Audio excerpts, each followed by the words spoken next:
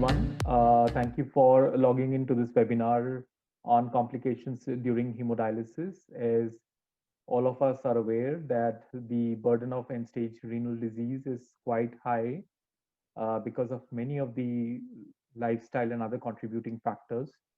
In India, the total burden of the total number of patients who receive hemodialysis would stand in the order of 2.5 lakhs annually, who receive almost close to 2.8 crore uh, hemodialysis sessions annually.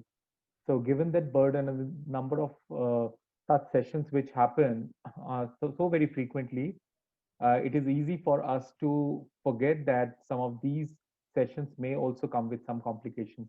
So today we are fortunate, we are glad to have amongst us Dr. Raj Shekhar, who is a consultant nephrologist at MS Ramaya Group of Hospitals, Bengaluru, which is a 1650 bedded multi and super specialty hospital amongst us, who is going to talk through this important topic around the complications during hemodialysis.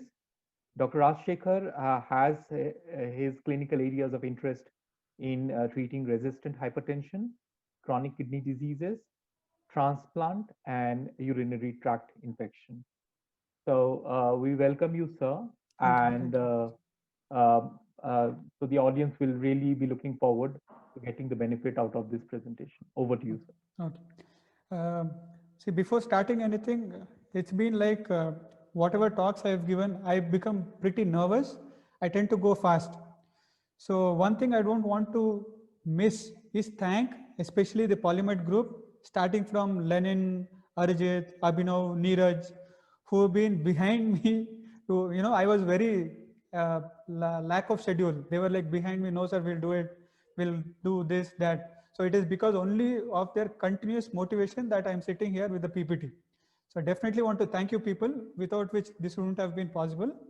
And I am from KV and Air Force School background. This being a pan-India international show, I would like to tell something in Hindi. भाइयों बहनों चलो शुरू करते हैं. This is what I'll know. So this being class for basically for technicians.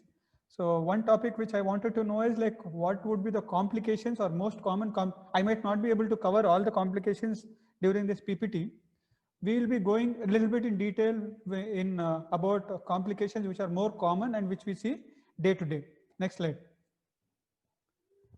So these are the different entities which can be seen majorly during our hemodialysis session. So anybody, who's a regular technician or experienced technician, as soon as you go through this slide, you will have n number of problems. As soon as you get in, the patient might have headache, and as soon as the dialysis is over, the headache reduces. The problem is they have to get the dialysis done without waiting for a minute. They just want to get in, get the dialysis done and go. They don't want to stand in queue.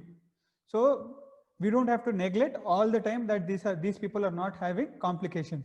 So it can be as simple as cramps and itching, and it can be as severe as seizures or dialysis disequilibrium syndrome. Next. So the most next slide. Can I change from here slide? So the most common complication which we see in our day-to-day hemodialysis, which becomes very fatal at times, is intradialytic hypotension. So whenever we see our monitors, we see for the systolic blood pressure, diastolic blood pressure. So whenever the blood pressure, next slide, whenever the BP reduces less than 90 millimeters of mercury, then we can think, the person is having systolic hypertension.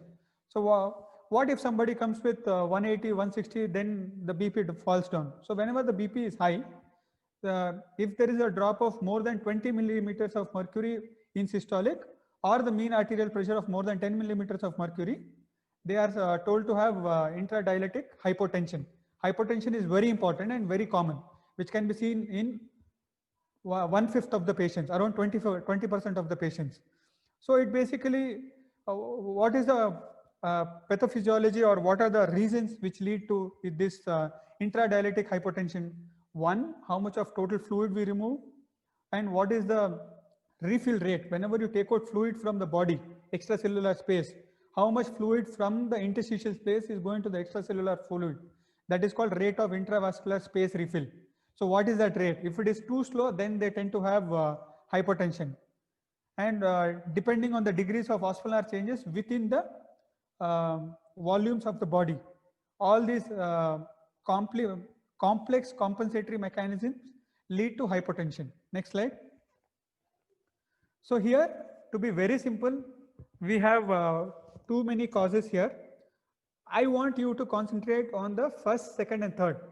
What we see most commonly is the first one, which is volume related, and which we as technicians or nephrologists understand or see more commonly. Somebody is coming with more weight gain, somebody who is coming with more than 4 kgs of weight gain between the two dialysis, they tend to have intradialytic hypotension because the ultrafiltration what we remove indirectly becomes more.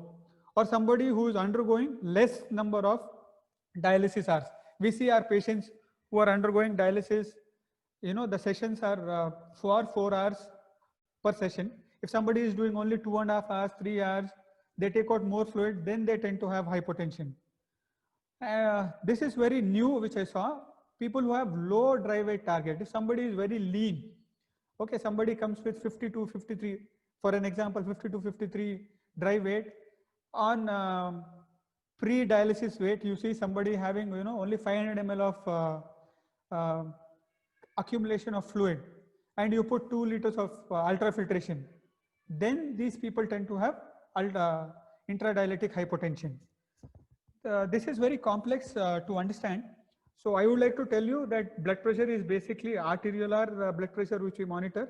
So something wrong with the internal tubes or, you know, arteries, something wrong with the nerve supply, which is seen in diabetic patients, which is called autonomic neuropathy. You tend to have intradialytic hypertension. If somebody comes with antihypertensive medications pre-HD, definitely their dialysis is good. Their blood pressure is going to come down. Okay, so generally what we advise is somebody who is on multiple antihypertensive drugs, we tell them to take half the antihypertensive drugs before, come for dialysis, record pre-dialysis BP, 2 hours post-dialysis BP, and 4 hours. Based on the blood pressures, then we tell them to take whatever is remaining. Otherwise, if the BP is being maintained, we don't tell them to take. Third most common cause for hypotension is again heart related. If there is cardiac dysfunction, which is basically diastolic dysfunction, then they tend to have hypertension. So uncommon causes which we are not worried, we don't have to know. We have to know that it is most common due to volume related, 2 due to inactive or inoperative bodily mechanisms, third is due to heart. Next slide. So as I was telling, there are different compartments within our body where the fluid is distributed. We are all worried about, can you highlight the ECF and ICF? Arijit? So that is, blue color is ECF, which is 80%, and the yellow color thing is ICF, which is 40% of the body weight. So whenever there is ultrafiltration that is going from the red compartment, intravascular. In the ECF also it is intravascular which is going, the fluid is going. So there has to be the reflex mechanism where the fluid has to enter from interstitial space to the intravascular space. So this, for an example, if you take 70 kg male, it is around 1.5 liters per hour during dialysis. So if you take more than that, they tend to have definite hypotension during dialysis. Next slide. So as I told you before, the two important things, if there is no balance between ultrafiltration and the refiltration rate, refilling rate between the interstitial ECF to the intravascular ECF to the ultrafiltration what we remove, if it is misbalanced, say the ultrafiltration is more compared to the refilling rate, there is definite hypotension. Next. This is just an example which we have finished. The red color thing is the intravascular ECF, yellow color thing is the interstitial extracellular volume. If there is no match between the red color and the yellow one, whatever we are removing from the red one has to be compensated from the yellow one. Because I don't have a cursor, this is the, I am pointing out in colors. So the balance between red and yellow is very important. The amount what you remove, it has to be replaced from yellow. So red is where from we remove, yellow is from where it has to be replaced. So if you remove more from red compared to yellow, there is hypotension. If it is equal or more, there is no hypotension. Next page. So what happens normally, we have already told, whenever there is fluid removal, there is a decreased fluid within the ECF, which stimulates the baroreceptors, which stimulate the sympathetic pathway, which leads to sympathetic vasoconstriction. Okay, there is increase in systemic vascular resistance. So because of which there is increased venous return, stroke volume and cardiac output. All these mechanisms are responsible for maintaining the blood pressure. Okay, there is increase in venous return, stroke volume and cardiac output, which lead to maintaining the blood pressure. Next slide. So what could happen if somebody has hypotension? People who are sitting on the other end, whose faces I can't see, you will be telling, oh, BP come ho gaya. So if the BP comes down, they'll tell, I am feeling tired, I am feeling sweaty. Somebody might complain that they are not able to see anything. People might come up that they are having nausea, vomiting, muscle cramps. We see a lot of these complaints when the BP comes down. Okay, next slide. So what we should do? Somebody can raise your hand, can tell if you are able to hear the audio. Anybody can reply from your side? Somebody has hypotension. What is the first response we do?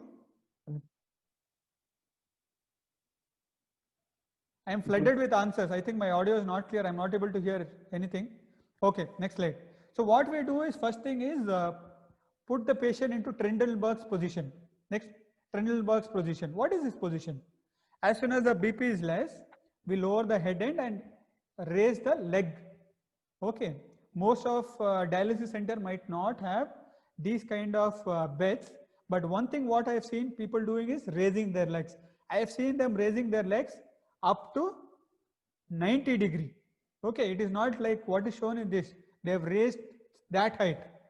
Okay, so this is the first response as a technician we are expected to do.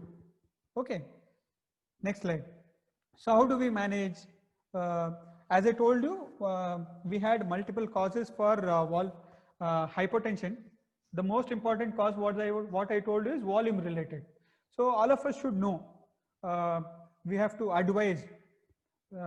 I've always believed that technicians have a more role to play in hemodialysis patient compared to a nephrologist, because you accompany them to a larger extent of time as compared to the doctor or the staff. You should become their psychologist. You should be able to, answer their preliminary questions, preliminary symptoms, able to treat their preliminary symptoms also. So how to treat this hypotension? We have told the anaphylactic or emergency response to be raising the legs. What we can do is sodium profiling. There is something called ultrafiltration profiling. There is something called reducing the dialysis temperature. Dialysis temperature is almost equivalent to body temperature. It can be somewhere around 35.5 to 37. So we tend to reduce around 0.5 degrees Celsius of dialysate temperature in people who tend to have repeated hypotension. It is one of the commonest changes what we do in people with resistant hypotension. The small advice also what we give them is not to take antihypertensives or reduce the dose of antihypertensives pre-hemodialysis. That is the advice which we also give. And there is this important theory. I don't know how many people would understand what is the exact ultrafiltration a patient to go through. With all the studies, what people have told is it should be around 13 milliliters per kg per hour. So when we take a 60 kg person, it is somewhere around 600 ml of ultrafiltration per hour. Anything more than that, it might, or it is a risk factor for intradialytic hypotension. Next page. And we've also told there is something called sodium profiling. We'll keep more sodium in the dialysate initially, then go on reducing. What it does is it decreases the sodium absorption into the body, leading on to decreased thirst. Okay, and one more thing what I've seen is people getting medications for intradialytic hypertension. If it is not getting controlled with all these things, and the patient tends to have repeated hypertensions, they are put on something called midodrine. Midodrine increases the blood pressure. It is given at around 5 milligram to 10 milligram pre-HD, and they are told to take at least 2 hours before. Only one contraindication to it is ischemic heart disease. So it has to be given only in selective patients, not in all patients. That is also very important. And this is one thing which I have got to know is something to use with higher potassium, something to do with higher potassium in the dialysate. Our dialysate potassium levels are somewhere around 0 to 2. So somewhere around 3 millimoles is also to be predicted, which can reduce intradialytic hypertension. And I have learned 2 more new things, which I will be discussing later, which are useful for preventing intradialytic hypertension. Next. What I have seen is, we've already discussed, next slide. What I've seen is, see, this thing was something very new for me. When I was preparing for the slides and I saw this, there is something called intradialytic laughter yoga therapy, which was done, which was successful, which was tried. It was tried in around 20 to 30 patients, where they have seen that people tend to have, or the patients who tend to have intradialytic hypertension, when they were told to, do this intradialytic laughter yoga therapy, just laughing, it increased their blood pressure. So this is very, very new for me. I don't know how many of you knew. So somebody has hypertension, the second best response what you can do is crack a joke, make them laugh. It is treatment. You are not just wasting time, you are treating the patient. Okay. So next slide. This is also new for me. This is something new which I got to know, which is being used for intradialytic hypertension, where they were using passive cyclical movements, which might be again indirectly indicating the increased venous return, may be very helpful. You can see people there cycling, which increases their blood pressure. So I think it increases the venous return, leading on to good cardiac output. This might be the reason for the procedure what they are doing. Next slide.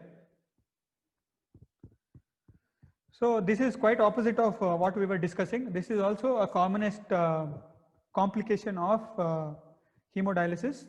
So here, to define what is intradialytic hypertension, we can just tell it is increase of systolic pressures of over more than 10 millimeters of mercury. I would say who has worked in dialysis unit, it is not 10. We see around more than 60, 40 millimeters of mercury of systolic hypertension, which is high.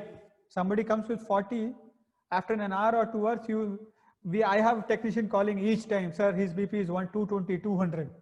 So 10 is pretty less, but yes, more than 10 millimeters of mercury raised to the baseline of pre-HD is to be considered as intradialytic hypertension. So this is also a commonest, which is seen in around 12 to 15% of the patients. What do you think might be the reason?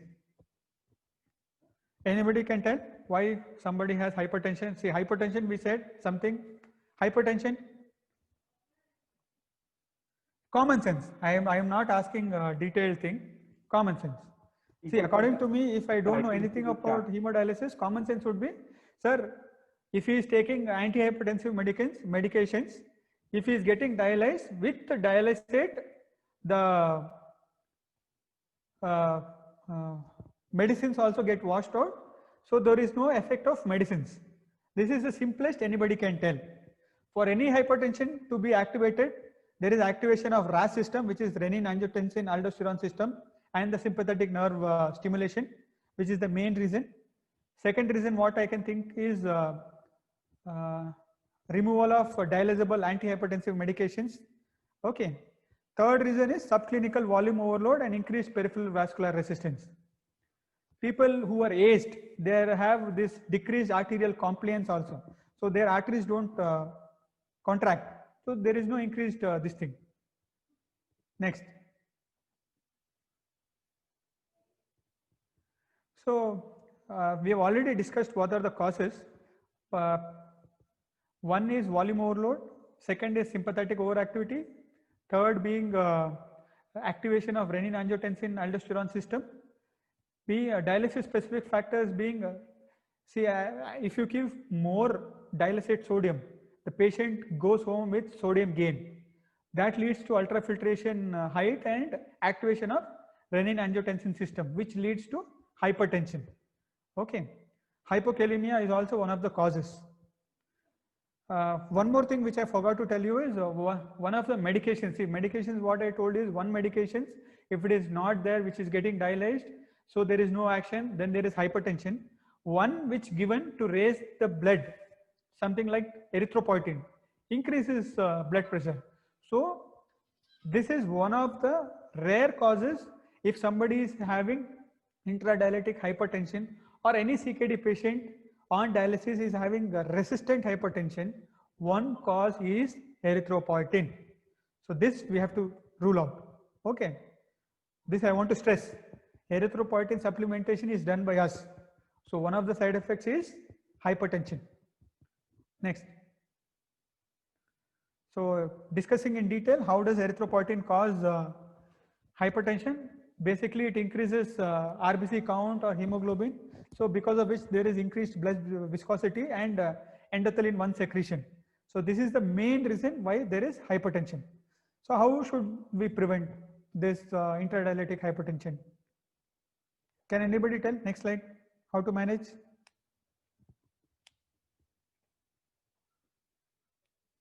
Again, coming to basics. What are the causes? Volume. Decrease the volume overload. Tell them to take medications which are not dialysable.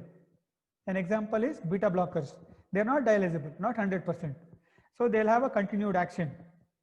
Okay. So third commonest side effect is arrhythmia. Arrhythmia is irregular heartbeat. Heartbeat, lub-dub has to be very regular. If there is irregularity, which is caused due to hemodialysis, then which happens during the hemodialysis. One of the commonest arrhythmias which occur in hemodialysis is atrial fibrillation.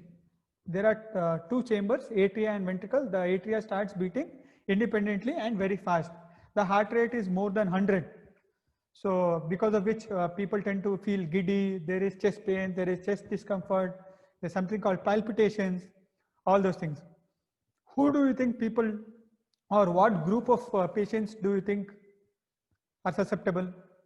One, which is written on the slide, is people who are already having existing heart diseases. Heart diseases like congestive heart failure or a valvular heart disease.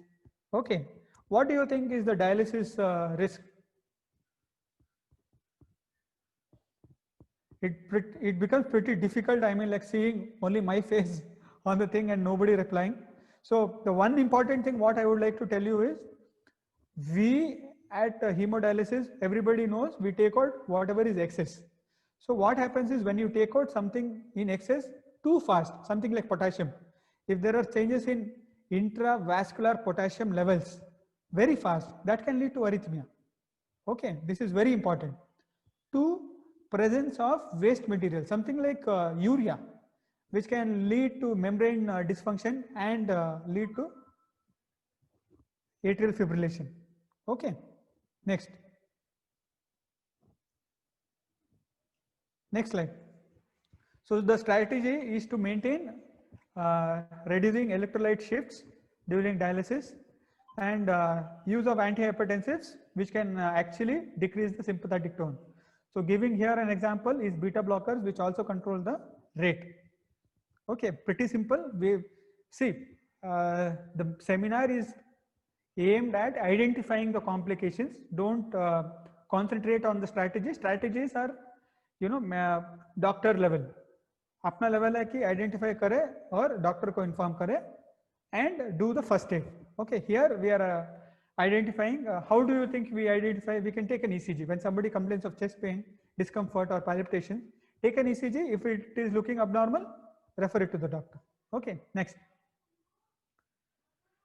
So, how do we regulate potassium? This is pretty new for me. See, as I told you, at our center, we maintain dialysate potassium level somewhere around 0 to 2 millimoles per liter. Here I have seen wherever the potassium level is less than 4.5, then you can increase the dialysate potassium level.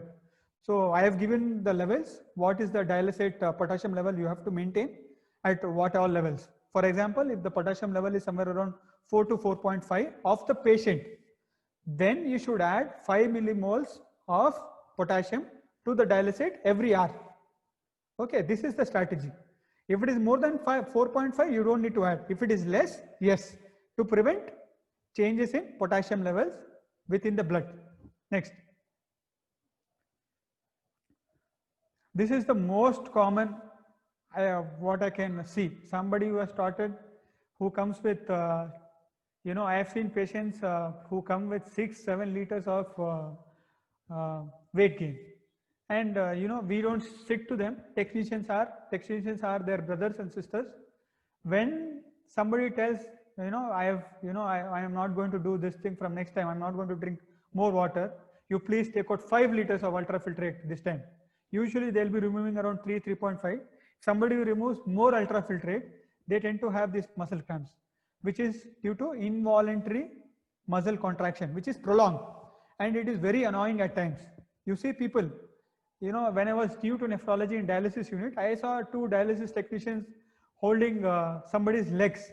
I was like, if the patient is violent, you should either hold his hands and you should mobilize. Why are you taking Ashirvad from them? Then they were like telling, no sir, you are new, we are old. The patient is having cramps because of increased ultrafiltration. That is the reason we are holding his legs. Okay, I have seen their legs and hands turn. Okay. So why do you think? One is excessive ultrafiltration removal. In values wise or biochemical wise, if the people have low PTH values or high serum CPK levels, which is often seen, they tend to have muscle cramps. Next. Usually it is seen at the end. So one, it can be due to decreased blood flow to the muscle itself. If there is decreased blood flow, if it is due to hypertension, even due to hypertension, there is decreased blood flow to the muscle for any organ. Muscle is also an organ. So if there is decreased blood flow, definitely if the blood flow is less to the head, you have headache. If it is less to the muscle, you have muscle cramps. So it is due to tissue hypoxia. And taking electrolytes into component, if somebody has hypokalemia, hyponatremia, hypomagnesemia, they tend to have muscle cramps.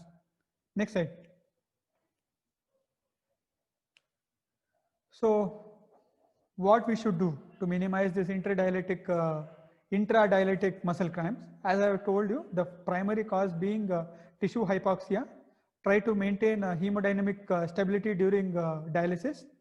Second, to avoid plasma volume contraction. Plasma volume contraction kab hoga? When you remove more ultrafiltrate in less time. Like what we said, for an average, if you remove more than 1.5 liter for a 70 kg man, then they tend to have all these complications. With hypertension, you'll have cramps also.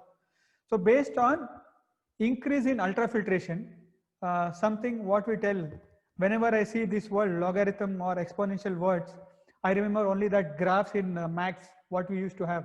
You would draw according to the X and Y axis. If there is a weight loss of around 2%, then the percentage of muscle cramps is less. If it is more than 6%, you can see it is around 49% of the body weight. 6% is of the body weight, total body weight. Okay, next. Somebody has muscle cramps, they get free massage in our center, in hemodialysis center. Okay. So as we were talking, it is due to tissue hypoxia and due to hypertension. the primary management, what I have seen is all technicians, they give a bolus of 250 ml of NS stat. Then if it is reducing, they won't do anything. If it is not reducing, we are asked them to give hypotonic salines, which can be 3% sodium or mannitol. Okay. This was new. See, all slides, I've come to know few new things. Definitely, I'm thanking the audience for the thing, because of you, I've learned all these new things. Nifedipine is one drug which is given in people with cramps. It is shown that it reverses cramping. This is very new for me. I don't know the mechanism. Maybe it is maintaining the hemodynamics of the body. Maybe because of that it is used. And fourth thing is forced stretching, which is massage. We don't have Taiwanese or Thailand massagers there. We just have our tired technicians with gloves, masks, N95 mask and face shields to give you massage without oil. Next slide. Next slide.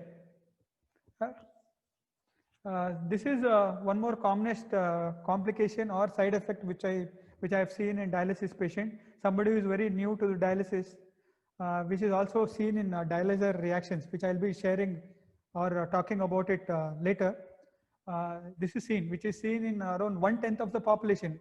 If you have around 100 dialysis, 10 people complain of nausea and vomiting. Fast moving drugs which I have seen in a dialysis unit is paracetamol for cramps, second Emicet for vomiting. Okay. The most common cause could be hypertension. One of the symptoms of dialysis disequilibrium syndrome, which happens due to fast shift of sodium from intracellular to extracellular, which is also seen in dialyzer reactions. Okay, these are three important causes which we have to think of when somebody complains of nausea and vomiting. As a technician, yes, it is a dialyzer reaction. If it is not improving within 10-15 minutes or giving Emicet, then hypotension or maybe disequilibrium syndrome. Next. Next slide. This is very important. It is a technical term which is being used here. As I've told you, this happens due to fast change of blood sodium levels. So what happens is when somebody, whether it is sodium level, see few explanations they have told it is due to change in blood sodium levels. Few explanations they have told that it is due to change of urea levels in the blood. What happens is if somebody who is new, this is seen in people who are new to dialysis or most common in people who are new to dialysis. Somebody started first day of dialysis who comes with blood urea nitrogen of more than 100 or plain urea of more than 200. What happens is, I don't know how many of you have drank this grape juice with the grape pulp inside. Okay, so we can think the juice to be blood and pulp to be urea. So whenever there is more of, when you remove more of pulp outside, you see shrinking or shrinkage of the glass or the plastic thing, the size decreases. This is what happens in the brain also. Brain is adapted to the urea level in the blood. When you take out the urea out of the blood, then the brain cells try to shrink. This is what happens. Okay, so there is a complex mechanism of osmosis going on between the brain cells and the blood, which leads on to this dialysis disequilibrium syndrome. So how should we identify? Next slide. So one, they will come with CNS symptoms. What CNS symptoms? They might come with disorientation. They might complain of nausea. They might complain of vomiting. They might become restless. I have seen people shouting, cry. We have to immobilize them, tie their hands, tie their legs. Okay. Restlessness is pretty difficult to manage in a dialysis unit. You have 2 or 3 technicians for 10, 15 dialysing machines. And if the machines are not proper, like some other machines, they have all sorts of alarms. So to manage a patient than to machine is pretty difficult. So here the main symptoms are CNS symptoms, which is headache, nausea, restlessness, disorientation, all those things. If something is happening of this sort, you can think it is due to rapid shift of urea. Okay. So what could, next slide, what could be the other causes of this dialysis disequilibrium syndrome? One, somebody who is very new to dialysis, we are taking out the urea. We have to rule out other organic causes also. One could be CNS infection itself, something which is called meningitis, somebody who has neck rigidity, fever. Okay, this is very important. Somebody coming with CNS problem, we have to rule out their infections also.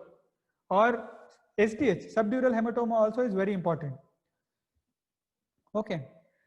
As I was talking, if there are any metabolic disturbances also, which is like hyponatremia, hypoglycemia, which is common. Hypoglycemia is very pretty common, again, due to dialysis in diabetic patients. All these things have to be ruled out. Next slide. So it is a self-resolving problem. If somebody is symptomatic who has mild non-specific disequilibrium syndromes such as nausea, vomiting or restlessness, for them dialysis has to be stopped. If somebody has a seizure and coma, has to be symptomatically managed. What we give is a hypotonic mannitol immediately to reduce the pressure. Okay, next slide. So as I was telling, how do we prevent this case? Prevent this side effect? We can limit the first session to 2 to 2.5 hours. One more thing what I could have added here is, we at Ramaiah practice one simple thing. All people who are on first session of hemodialysis in their life, it is co-current hemodialysis. Most of them will know what is co-current and counter current. It is a co-current hemodialysis what we do. And we keep the blood flow to be less, which is around 100. And we do sodium profiling also. Next slide. This is one of the complications I wanted to mention. This is not important per se. This is not a complication of hemodialysis. This is a complication during hemodialysis. So whatever we've been talking till now, in one way or other, may be due to hemodialysis, but this is not due to hemodialysis. Everybody knows. Okay. So this is what I wanted to share. I wanted to share something extra. That is the reason I've added this. So there is something called Steele syndrome. Everybody knows what is AV fistula, what is AV graft, what is a connection between an artery and a vein, where we puncture, what is an arterial site, what is a venous site. So what happens in a AV fistula is, whatever is a natural artery which is going away from the body, which is going away from the body, is to be connected to the vein. So what happens is, the peripheral circulation to the hand or the limb is affected, and during dialysis we take out more blood. So because of which there is hypoxia or decreased blood supply to the periphery of the limb, when they tend to have this Steele syndrome. Okay, which is very rare, which can be seen around 1% of population. This is actually seen as soon as the AVF is created. During hemodialysis, it can be precipitated. Next slide. So where do you see this Steele syndrome, which is very common? It is more common in female genders, people who are more than 60 years of age, people who are diabetic. Why diabetic? They tend to have atherosclerosis. Already they have a vascular compromise. So if you take out more blood, they tend to have insufficiency to the periphery of the limb, and they tend to have this syndrome. Okay, people who have history of atherosclerosis, especially people who have smoking as an habit. So these are all patient related factors. Next slide. So this is an image which I could get by Googling. Okay, this is the best I could get. So what is seen here is, you can see there is discoloration of the periphery of the hand.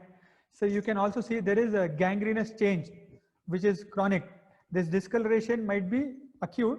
That gangrenous change of the toes of the fingers is chronic. Next slide. So as I told you, we are not concerned with the treatment. We just have to refer them to a vascular surgeon. But just to tell, we have to increase blood supply to the periphery of the limb. So what we can do is ligation of the AV axis with the obvious downside. There is a loss of the axis, or if it is very damaged, then we can do distal revascularization, which is also seen. Next slide. This most of you would have come across. What is vascular access bleeding? Somebody who has an hemorrhage during hemodialysis. We have seen people bleed from fistula. We have lost few lives. I have lost personally. I have seen 2 patients. I have lost 2 people. I have seen people. I had a patient. She was 63 years old. She had a left BC AVF. They had a double puncture. She had bleed, and it went up to her chest. She lost around 1.5 to 2 liters of blood. She had hypotension. We had to give her 5 to 6 bottles of blood immediately. Her BP was not maintaining. Even after doing so much rigorous treatment, we were not able to save the patient. This is very important because it is fatal. If it happens, if it is fatal. Okay, if somebody has, most of us would have seen, they would have got their puncture, finished dialysis, they would have had this band around the fistula. People tend to go home if the band is weak, they bleed, they notice late. By the time they come in hypotensive shock, we shift them to ICU, we are not able to save them. Okay, this is very important. Next slide. Why these people tend to have bleeding, or which is more common? Obviously, bleeding is more common with fistula or graft, because catheters, we are able to lock them until and unless there is any fistula which is leaking from the catheter insertion side. From the arterial or venous end of the catheter, as soon as you lock, there is no bleeding. But access, if there is no compression, there is a huge bleeding which can be exteriorized or within the skin. We have seen so many people, this is very common with my patients who are very new. This also I wanted to share. This might not be that important. Hemorrhage has to never be more than 1 bottle or 2 bottles. It can be as small as 2 ml, 3 ml. Everybody would have noticed at the puncture side, there is discoloration of skin. Why do you think that happens? There is leakage of blood within the, below the skin, which leads on to the hemorrhage. So what could be the reasons? 1, the way we puncture. 2, if somebody is on antiplatelet drugs, anticoagulation drugs. If somebody is using citrate locks instead of heparin locks. We at our center, we puncture the step ladder approach. The axis is also saved and we don't puncture at the same side. This is what we practice. Okay. So management per se, what we should know is compression. One thing, straightforward. Somebody is bleeding anywhere, whether it is fistula or anywhere, the universal rule is to compress, reduce the bleeding. We all know patients also receive a lot of heparin. So if you think it is due to increased anticoagulation, we have to give an antidote. What is the antidote to heparin? Protamine. Okay, protamine also is given. If it is not reducing with protamine and compression, definitely we have to take up surgical modalities to reduce this thing, either repair or close the AV fistula. Next slide.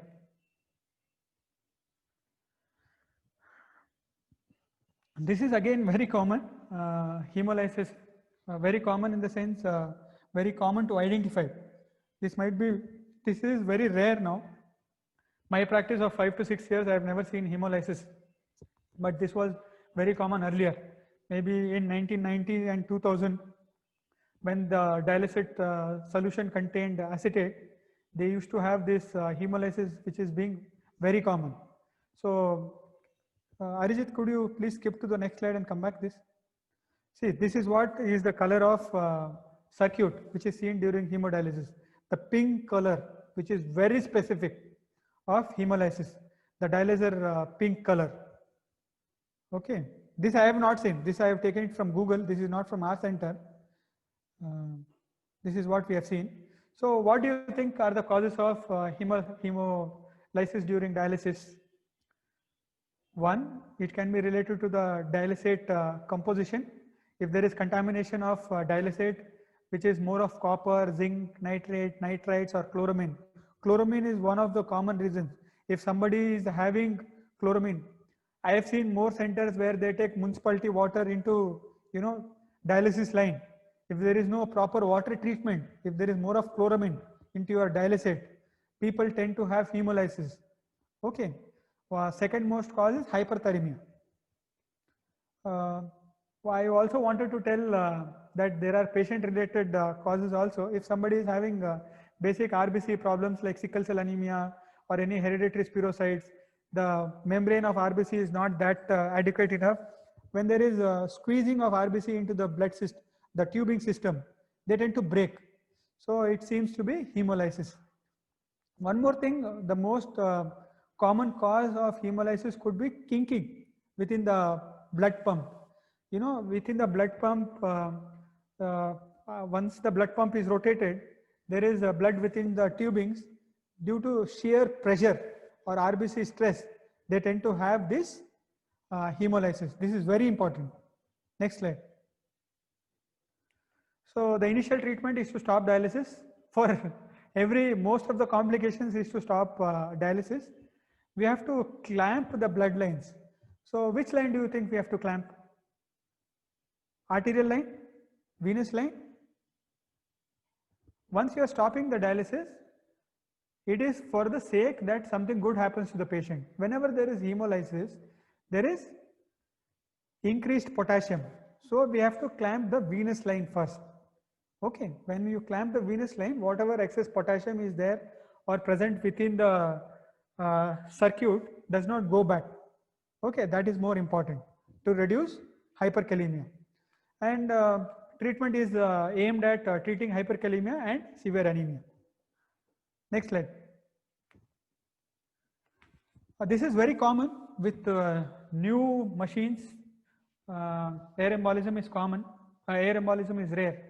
But this is also one of the rare but fatal causes of hemodialysis or side effects of hemodialysis. If there is any air escaping into the body, which can lead on to pulmonary thromboembolism, okay, because of which patient might feel breathless, they might feel chest pain, palpitation, there is no exchange of blood happening within the lungs, we tend to lose patients. This is very rare. Most of us know there is an air chamber within the, next slide, there is an air chamber within the machine which prevents this. Here it is highlighted on the right hand corner. Okay, next slide. So whenever you suspect anybody of air embolism, directly whenever there is venous return, it goes into the pulmonary circulation. People tend to have chest pain, palpitations, breathlessness, all indirect symptoms of pulmonary thromboembolism. So everything should be trying to treating that thing, give them good oxygenation. That is best what we can do. Or whatever air goes inside has to be absorbed within the blood. If somebody develops hypertension, tachycardia, treat them symptomatically. Next. Next slide. This is again what I have told you before. These are the reactions which are seen commonly with dialyzers.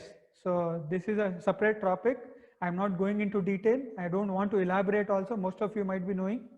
Dialyzers, what we were using earlier to now, to have a simple classification, what we can tell is either they are biocompatible or bioincompatible. Always with evolution, with whatever it is. Here also with the dialyzer membranes, there is an evolution that we are using a biocompatible membranes which are less allergic to the body. So whatever happens, it happens due to body's saving mechanism. It is something like causing allergy, asthma. Okay, so two important reactions are there, which is type A reaction and type B reaction. Type A reaction is the one which we are to be worried about. It is a very severe infection. It is seen during the initial period of dialysis, which is 10 to 15 minutes of dialysis. Type B reactions, it usually starts after 30 minutes of dialysis and stays throughout the dialysis, and which is less severe in severity. Okay, next. So the first reaction is usually, what are the causes? One, I said membrane. Membrane, if you are using bioincompatible membranes, then they might have. There is something called ethylene oxide, which is used for sterilizing the dialyzers. So if there is any retained ethylene oxide within the hollow fibers, then they tend to have reactions to the ethylene oxide, not due to the membrane per se, but due to ethylene oxide. This could be one of the reasons. There was a membrane which was used, which we don't use, which is AN69, where they saw that because of which there were more bradykinin levels generated within the body.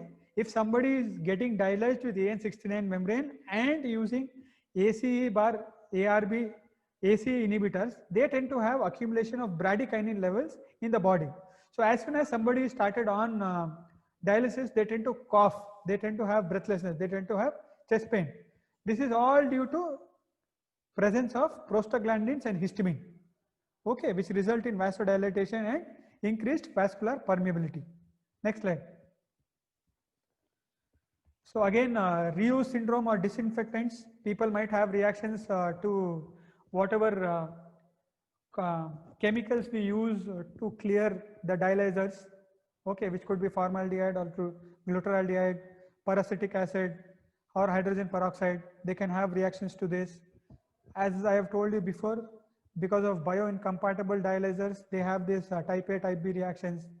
One more important thing what I want to tell is something with is concerned with the dialysate. If there is contamination of dialysate with bacterial products or the endotoxins, they have to have, they get this complications. Most of the times when I see somebody, chills, one person, fine, whether it is new, old, okay, fine, it might be due to dialyzer reaction or something else. When you have a group of patients, in a section, somebody is having chills, then you have to suspect this. We don't know whether the dialysate is contaminated. The dialysate might be contaminated because of inappropriate treatment of water. Two, if the bicarbonate, if they are not, if they are using the pre-mixed bicarbonate, which is there being for a longer time, which helps in generation of all this bacterial growth, that can also be the cause for this endotoxin levels in the dialysate. Next. So we were talking about dialyzers. As I told you earlier that we use heparin left and right, this unfractioned heparin. So people tend to develop reactions to heparin also. There are 4 types of reactions, but what we are concerned is if somebody is given heparin, they are allergic to it also. The most common finding or complication what we see in them is thrombocytopenia. So there is a term called heparin induced thrombocytopenia, type 1, type 2. Okay. So it depends on the duration, how long the patient is exposed and when the patient develops. Based on that, it is classified. So this also has to be noticed. Somebody is coming with thrombocytopenia who has a recent history of dialysis. This is one of the commonest causes. Next. One more thing, important thing, what I wanted to tell is this IV iron preparations also. Our patients, I have told you what might happen with erythropoietin. People are also allergic to this IV preparations. Now we have iron carboxymaltose or iron isomaltose, which have less reactions. But earlier when we were using sucrose, dextran, their reactions were high. To any drug, it can be as simple as severe as anaphylaxis and as simple as itching. People tend to have itching, redness, rash, nausea, vomiting, headache. You name the symptom, you know the symptom, it can be due to that drug. So if it is acute enough, it starts after the administration of the drug. Definitely you can attribute to it. How do we treat it? Stop the drug. Then maybe you can restart after some time. If still they have, then we can label them they are allergic to that. Next. So management wise, it depends on the condition. Nothing much to talk about here. Next slide. This is a flow chart which I have attempted. Most of them might have to go through, but I think most of us work in a NABH hospital. Most of us know what is code blue, during which how much adrenaline we use or epinephrine we use. Okay, or what is intramuscular, subcutaneous, what is IV, all those things. So for any allergic reaction, we give subcutaneous, intramuscular, very severe, IV, epinephrine we can give. We can give inhalational beta-2 agonist. Inhalational beta-2 agonist is nothing but salbutamol, something like acetylene to reduce the bronchospasm so that they can have good saturation. First aid, that's all. First aid of allergy management. Somebody comes with severe asthma, we give them IV steroids, inhalational these things, and pass it on to A&E. Next slide. So I want to answer as many doubts as possible. I think I was not clear to cover everything. Most of them would have had doubts. I would want to clear any doubts if you have with whatever we were sharing. If it is in my capacity, definitely I'll clear right now. Otherwise, please give me your email IDs or WhatsApp number so that I can paste it individually. There is a query from someone anonymous, Yes, sir. Wants to understand what are beta blockers. Something. Beta blockers are one of the classes of antihypertensive medications. They can be the cardio-selective, cardio-non-selective. We are not worried whether they are cardio-selective or non-selective. Most of the beta blockers are dialysis resistant. They stay within the body. So for example, you can have metoprolol, atenolol, labetalol, carvedilol, okay, all lols, okay.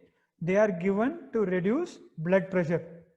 So if somebody on CKD, definitely they'll have hypertension, and beta blockers is one of the first choices for managing hypertension. It has a good effect on heart also. So my preference, if somebody has heart problems with kidney disease, beta blockers come into play. Medications used to treat hypertension, beta blockers. Thank you, sir. There's a request from Anshu Kumari, who requests you to explain the DDS again. Okay. And to all the participants, please post your queries in the Q&A tab. It's easier for us to locate that. So Anu, I think it is very confusing. I want to tell there is accumulation of waste products within the body, which is one of the indications for dialysis. So to be very simple, something which is accumulated over a period of time has to be removed slowly. If you remove it very fast, for example, say the blood urea nitrogen was more than 100, in one session of hemodialysis, you remove more than 40, the brain is adapted to 100 level of burn. If you remove it suddenly, there is difference in osmolality of the cells of the brain, because of which there is dysfunction going on, or there is a acute damage leading on to brain cells, because of which people tend to have all these CNS side effects, whether it is headache, restlessness, disorientation, seizures, all those things.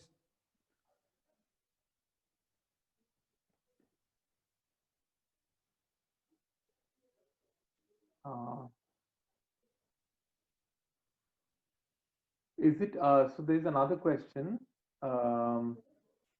Is it okay for patients to avoid antihypertensive medications on the day of dialysis to avoid intradialytic hypotension? See, my practice is, that's what I told you, somebody is on multiple antihypertensives. You can tell them to take half. If somebody is on 4 antihypertensives, tell them to take 2 antihypertensives at the regular timing.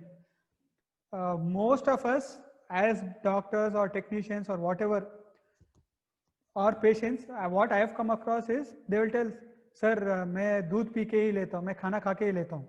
So one thing I want to make clear here to all my technician friends and everybody, taking antihypertensives is not to be associated with food intake. Even if they have not eaten or if they have not taken any fluid, even if it is water, they have to take antihypertensives according to time. If they have 4 antihypertensives, they have to split it 7, 8, 9, 10. So somebody is scheduled for 10 o'clock dialysis. He has these 4 antihypertensives. Tell them to take 7 o'clock and 8 o'clock antihypertensive. Come to dialysis, record their pre-HD BP. If it is more than 160, systolic is more than 160, tell them to take their 3rd antihypertensive.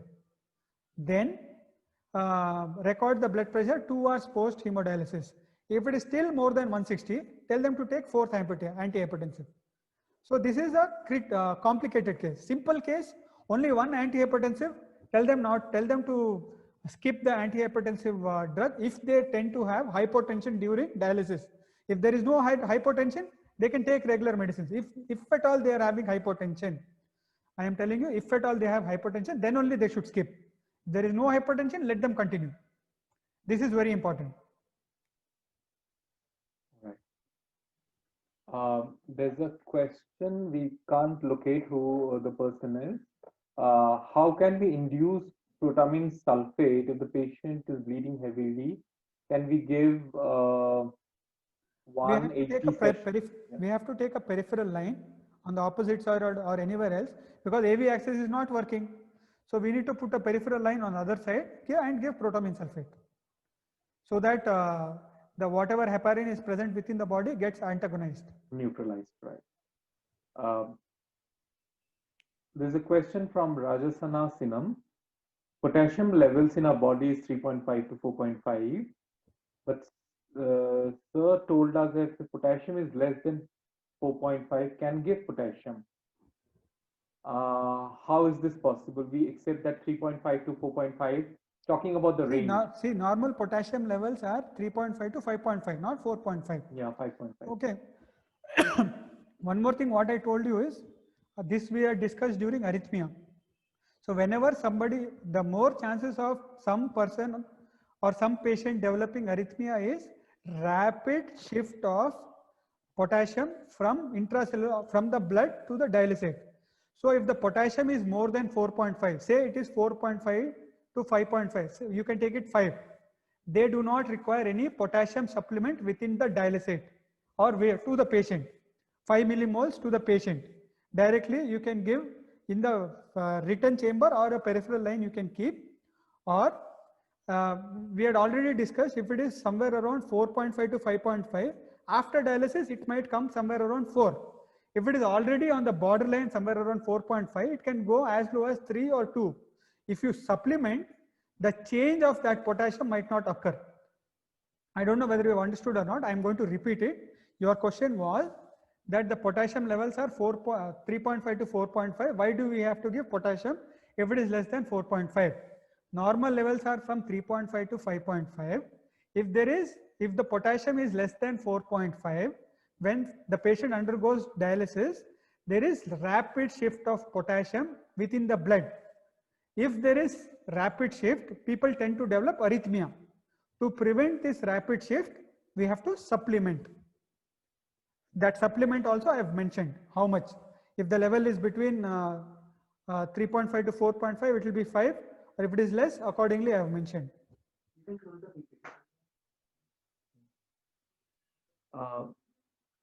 From Rekha, there is a question. With good blood flow and TMP and venous pressure, some patients won't get weight loss. Why is this? With good blood it's flow? Good blood flow and TMP. Transmembrane pressure, yeah, I think. And venous pressure. Some patients won't get weight loss. Why so? See, weight loss, I don't know if there is something wrong with the UF pump. They might not have. If the UF pump is not working, they might not have, which is very technical, Yeah. machine related. Okay. There's a question from Vijay Lakshmi to Ramari. I'll just read out the question because you have to make sense of it. So, what is the adequacy of dialysis? See, for hemodialysis patient, as a nephrologist, we keep KT by V somewhere around more than 1.3. I think all our machines have they calculate. So rather than going by numbers, what I would tell my fellow technicians is don't go by formulas. What is KT by V? Don't be worried. Adequacy of dialysis has to be concerned. What is whether the patient is maintaining dry weight or not? That is very important. 2, how is his blood pressure getting controlled? 3, what is his hemoglobin level, whether he is still having anemia or not? 4, what is his body weight? Okay, these clinical parameters are indicative. See, adequacy is nothing other than that whether the patient is getting dialysis or not. So formulas might give you hundreds of ways. Then even if the formula is correct, if the patient is coming volume overload, we are not giving them adequate dialysis. So we should see whether the patient is maintaining good weight or near the dry weight, whether the blood pressure is maintained or not, whether the anemia is corrected or not. If you do any blood investigations, whether his calcium is okay, whether his phosphorus is okay, whether his uric acid is okay. These are all bad things which are getting accumulated. We are removing or not. These are very important. These are the parameters which we look for adequacy of dialysis. But to tell, all machines calculate KT by V. KT by V has to be maintained at 1.3 to 1.7. Thank you, sir. There's one question. During dialysis, some patients have rigors. So, yeah. So that is the same thing what I was telling. That could be due to dialyzer reaction or due to this contaminated dialysate with endotoxins, bacterial endotoxins. So if one person has, we can think it could be due to dialyzer reaction. Most of them have, then there is something wrong with the dialysate. Another question is for poor patients. What is the alternative for protamine sulfate? There is no there is no substitute. Yeah, there's antagonist of antidote is one man. antidote. There is no other option. Yeah. If you think the patient is poor, just compress for 2 hours. There's a question, if we use 17 gauge AV fistula needle, can I keep the blood pump speed of 300 ml per minute? No, it is said for 17 gauge, it is somewhere around 200 to 250. So better blood flow is always good. 17 gauge, what we are taught or what is written in literature is 200 to 250. 300 is pretty high for that. Anshu Kumari asks, please explain sodium profiling in hypotension. Sodium profiling, all the machines have. One thing what I wanted to tell is, if there is more sodium in your dialysate initially, the transfer of sodium from the body to the machine is less. This is what we aim at. Okay. If there is more of sodium going into the body, they tend to have thirst, they drink more of water, and they tend to have gain weight between the dialysis. This is what is important. So we keep more sodium or high sodium at the beginning, which goes on decreasing till the end. So ultrafiltration is aimed high and in the initial hours and less during the end. So I had slides for the ultrafiltration. Then I thought, the slides cross actually 100. Then I thought it will be boring, so I didn't explain. Right. I think, sir, you have covered this part. The question is, what are the antihypertensive drugs which are given during dialysis? You've already covered that. Antihypertensives can be anything, but as I said, beta blockers are better. They are not dialysable. So if you want to still control the blood pressure, beta blockers are best.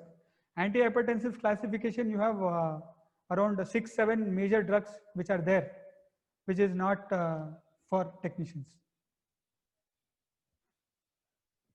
I think that's it for now. I think those were the important questions, and thank you, sir, for taking time to explain those things more elaborately.